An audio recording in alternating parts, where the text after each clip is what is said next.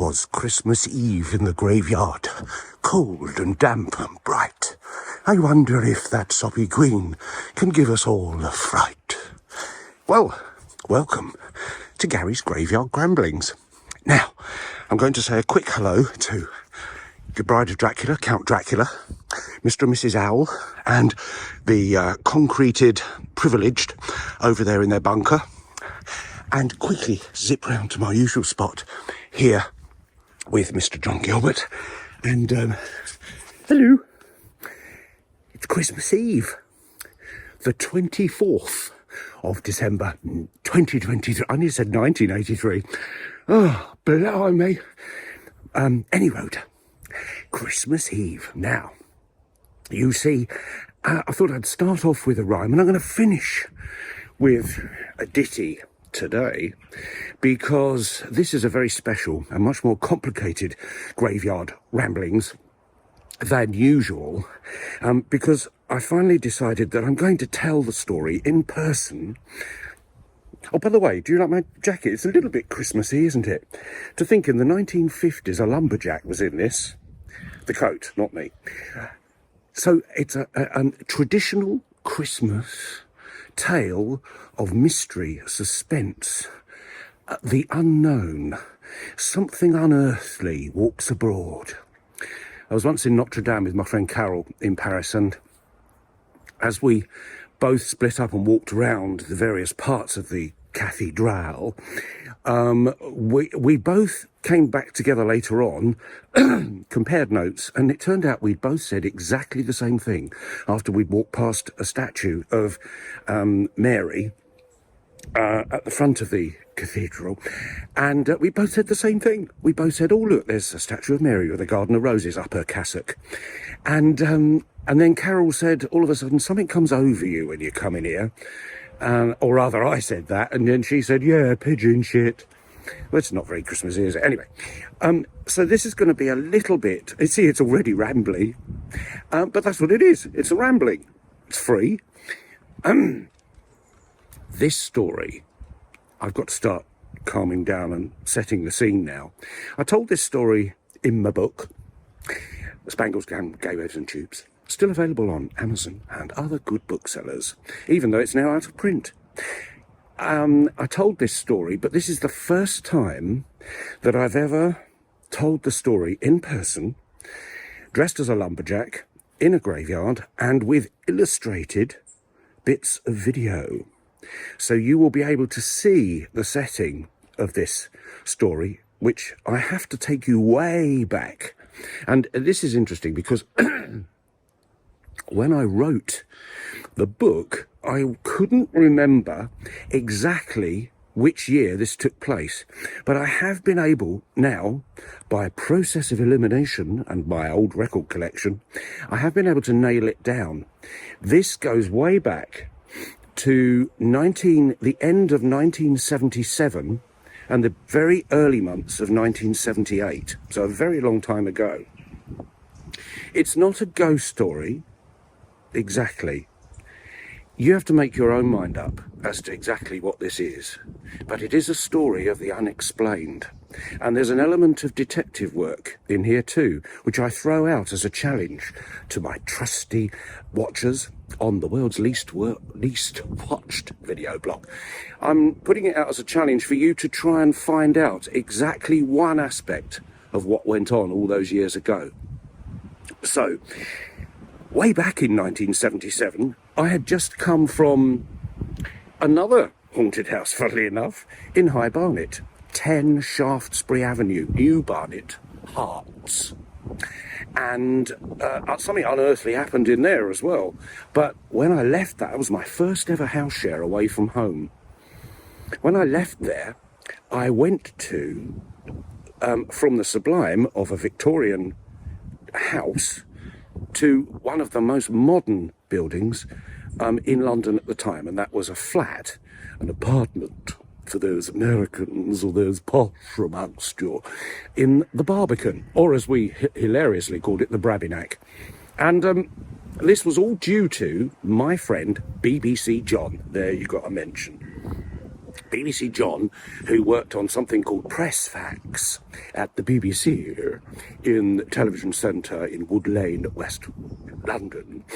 I nearly said West one. So he found me. He had a friend who had a flat in the Barbican, and this guy's name was Peter Butler. Now, Peter Butler was, and I don't know if Peter is still with us, so forgive me, Peter, if you ever, it's unlikely he's ever going to watch it. I mean, let's be honest. But if he is, I just want to pay due diligence to him. Peter Butler was, at the time, a television director who mainly worked on classical music programs. So if there were concerts or gigs or things like that of a classical variety, of the catgut and scrapey variety, Peter would be one of the directors, and he had this lovely flat in the brand new Barbican block called Ben Jonson House. John found me this flat share. I don't know exactly how, can't remember how much the rent was, because I wasn't earning much. I was working at the time at the International Telephone Exchange in in Faraday House, opposite St Paul's Cathedral, just down the road. So it was very, very handy for me, this place, you'll see. Anyway, John found me this, and it was also very, very modern, and quite a pad to say, I live in the Barbican. 268 Ben Jonson House. It's one of the long blocks in the Barbican, and this one was right on the very end. And I'm going to show you now, put up on the screen, a picture of the interior of the living room, which simply drips 1970s chic, quiche. But at the time, not quiche, kitsch. Well, we probably did have a quiche. But it does show you exactly the sort of style of the 1970s, which was all contemporary. Now, when I moved in, my bedroom was at the back of the building. It was a 2-bedroom apartment. Peter had a big bedroom at the front with his piano in it and a balcony which overlooked the pub on the corner opposite Whitecross Street in the City of London. And the tower block, which was opposite, which I can't remember the name of. I'm going to have to check whether it was Cromwell, whether it was one of the other towers. I think it was Cromwell, Shakespeare Tower, I don't know, one of them. Hadn't even yet been finished. There was still craneage around for that. And my bedroom overlooked the back, the less salubrious side, which I think overlooked a sort of a playground thing. And Whitecross Street itself, which used to have a market back in the day. Now, the flat itself was on 2 levels. So the bottom level contained a big living room and a walk through to a kitchen at the back underneath my bedroom. And the front bit, also, I don't think the front bit had a balcony, but it doesn't matter. See, I'm painting a picture here. And upstairs, there was an open staircase of wooden slats going up to the top floor. Peter's bedroom at the front, my bedroom at the back, bathroom in the middle, front door which opened out the front door into an internal corridor. And this corridor went on for like 15 miles. It was really, really long. And I used to describe it as looking like a carpeted Parkhurst. Parkhurst is a prison in London. And because you could only access the front door from inside the building, from inside this internal corridor.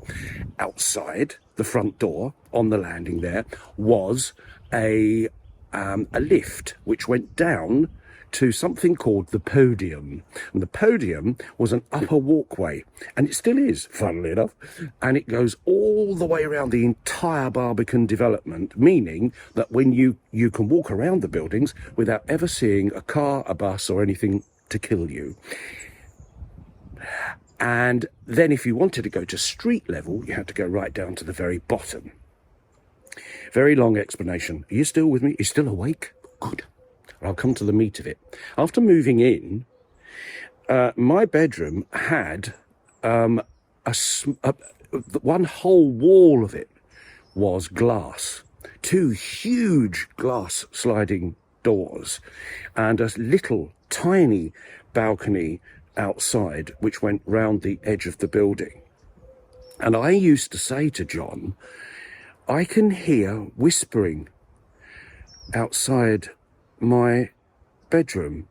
And John said, oh, don't be ridiculous. He said, it's the wind. As you know, you often get that said that, don't you? But this whispering, no, it wasn't. I could hear something whispering outside my bedroom on the balcony. This was a defined, definite sound, but you couldn't make out the words, but something going on out there. And it used to keep me awake at night. So this went on, really, for a couple of months. And then Peter, who was Australian, went back to Australia for Christmas, funnily enough. And during that time, I was alone in the flat. And this was an interesting period, really. I'm going to shift positions to stop you getting bored. This was a very interesting period because being alone in a flat like the Barbican sounds fabulous, but it wasn't. It was kind of disturbing. And unfortunately, during this Christmas holiday, I went down with a terrible sore throat, which wasn't good for a telephonist working on the International Exchange in Faraday Buildings. It got worse and worse and worse. And in the end, I ended up with acute tonsillitis and a quinsy, which is an abscess on your tonsil, which was extremely painful. Now, I had to go round to my doctor's, which was at the other side of the Barbican, and walk all the way round the podium to get to the doctor's to drink a glass of water so he could prove that I could actually swallow, and then to pick up a big bottle of penicillin from the fridge. And this particular morning, I decided that for some bizarre reason, I didn't want to go down to the podium. I wanted to take a shortcut and walk through the streets of the city to get to the other side. So this meant getting the lift down to the very bottom and walking across the road. For some reason which I've never been able to fathom out, I decided to check the upper bedrooms, including Peter's. Peter was in Australia. I'm totally alone. I walked into Peter's bedroom at the front to just check everything was all right, which is odd because I'd never done that before. Why wouldn't it be? And everything was just as it should be. Peter's piano, the light on top of the piano, the bed, everything was just fine. I'd get out, take the lift, go down to the ground floor, cross the road to the old pub, which at that point was part of the old Whitbread London brewery. I reached the corner by the pub, turned round and looked up at the flat, at Peter's bedroom. And I can only tell you, I didn't see anything, but I was overcome with absolute dread and terror. And something inside me said, you have to go back. So I girded up my loins, walked back across the road, got in the lift, went up to the flat. And as I was going up to the flat, inside the building and opened the front door, this sense of dread and terror got worse and worse and worse. I walked into the building, walked into the bedroom, I should say, and in Peter's bedroom at the front, the lamp, the reading lamp, which was on top of his piano over by the window, was right across the other side of the room, resting on the bed with the flex draped onto the floor. I was absolutely paralytic with fear. Fled the flat, shut the front door, went down to the phone box and called John and I's friends, Clive and Mike. Clive was a BBC producer on Radio 3, and they lived in Victoria, and I was in a complete state. And I said to them, I've got to get out of here. And can I come over, please, and stay with you? I can't come back. And I couldn't talk about what had happened because I thought they would think I was a Burke. So I went to Clive and Mike's. I think I stayed with them that night, still overcome by fear. And then the following morning, I remember Mike saying to me, well, you can't stay here. You've got to go back. Peter's not there. There's nobody in the flat. So I said to him, yes, of course, I've got to go back. Be sensible. And I did. Went back into the flat, went back to the Barbican, walked into the lift, went up to this time, no fear at all. No sense of dread, no sense of terror. It was a bright, crisp, sunny morning, not unlike today's here. And went into the flat, went into Peter's bedroom. There was the lamp, still on the bed with the flex draped on the floor. I picked it up and put it back on the piano. No sense of fear at all. Went downstairs into the kitchen and made myself a cup of coffee. About 20 minutes later, there was a knock on the front door. Now, that was very unusual because it could only have been a neighbour. If somebody had wanted to contact the flat, my fingers are like ice. If somebody had wanted to alert me into the flat, there was an entry phone at the podium and also at street level. But these people, whoever it was knocking on the door, were already in the building, which was very unusual because neighbours didn't talk to each other in there. I had no idea. I went to the front door, opened the door, and there was two men standing there. Yes, said I, and they said, are you the resident in this flat? I said, yes, why? And they flashed little credentials. They flashed their credentials at me and announced themselves to be police officers. And they said, were you in the flat last night? And I said, well, no, I wasn't actually. I was staying with some friends in Victoria. Why? What's going on? And they said to me that someone had been murdered underneath my bedroom at the back of the building. A backpacker had apparently been murdered at the podium level right underneath my bedroom balcony the night before. Now, what's strange about this is I didn't question them any further, and they didn't question me. I shut the door after a brief conversation, said goodbye, and that was it. So, this strange tale, and I never heard the whispering ever again after that day. Never. Now, you may say this is unconnected. This strange tale has no particular ghostly element to it. Maybe the lamp that was strewn on the floor in Peter's bedroom had nothing to do with any of this. But the terror and the fear had gone. After that date, nothing. Everything was fine. I got better. Peter came back.